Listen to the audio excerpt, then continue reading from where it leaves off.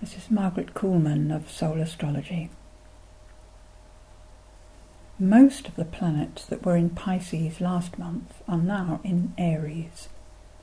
So that flavour of souping around, being uncertain, the emotions swashing this way and that, will have quite largely faded in favour of a much stronger determination to get on and do something.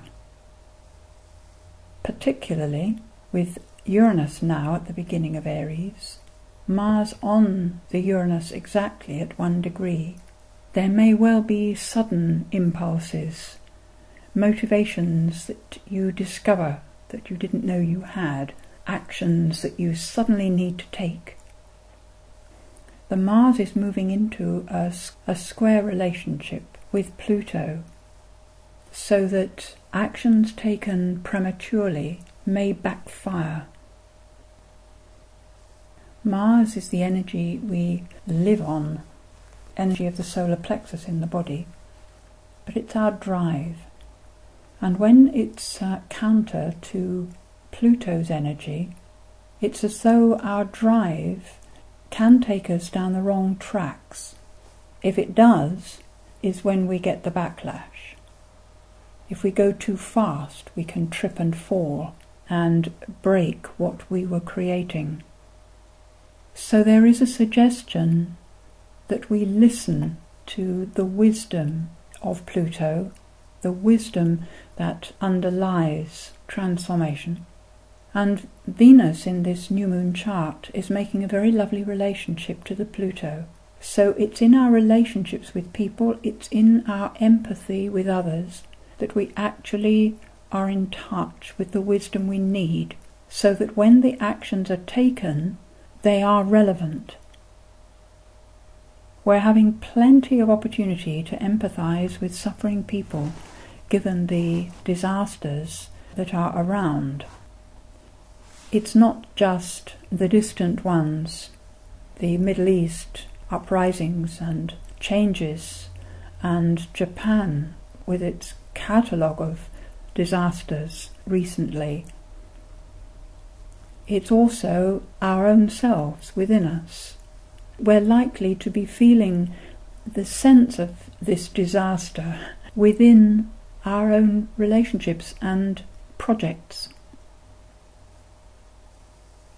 That sense of disaster can sort of overtake one in the early hours. And what's called for is remembering to reconnect with the process of development that's occurring within humanity as a whole, to maintain an awareness of one's state. Feeling a sense of disaster is a horrible experience. Knowing that you're feeling a sense of disaster is more of an interesting experience. It's still not pleasant. If you would know that others are having the same sort of experience, then it gives us the key to how to be with them as well as in our own life. I've often noticed how what I need to be to someone else who's come into my life is exactly how I need to be towards myself. The compassion that other people's suffering draws out of us is the compassion we need for ourselves. So definitely, with all this lovely Aries energy, go for it. But go for it sensitively and with a little patience beforehand. The Sun and Moon, that is the new moon itself, is exactly opposite Saturn in this chart. They are still both square to Pluto, but it is a fading square, so more to do with the past than the following month.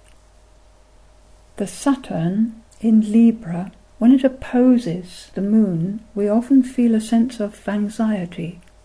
And I think this is perhaps the anxiety which accompanies our desire for action, and perhaps the virtue is that it does hold us back from being precipitate. Jupiter is very close to that Sun and Moon. They both go over it within a couple of days.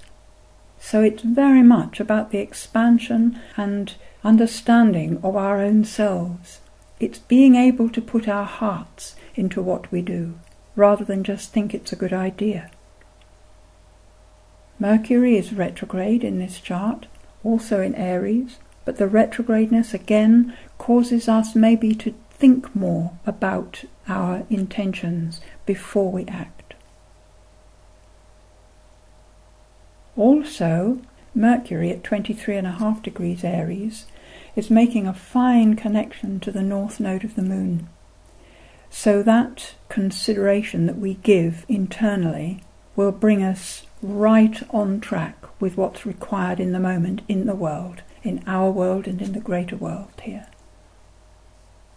The beauty of Aries is that it can act out of the present moment, being aware, awake to all the emotions that may be drifting through, and because of that, feeling a sense of stability in that ongoing flow and the observation of it. There are more notes about Uranus in Aries on my website, and the contemplation follows. Like the sweetest touch of love, the breath of heaven through your lungs, closer than the clothes you wear, the seamless, love-filled air you breathe connects your life to everything and every earth-bound happening. Consider the spaces between things as connecting them, exploring the vibrancy of life when unhindered by material form. Notice where your assumptions of solidity hinder that vibrancy in your own body. And breathing consciously into that place, wonder openly how you might release.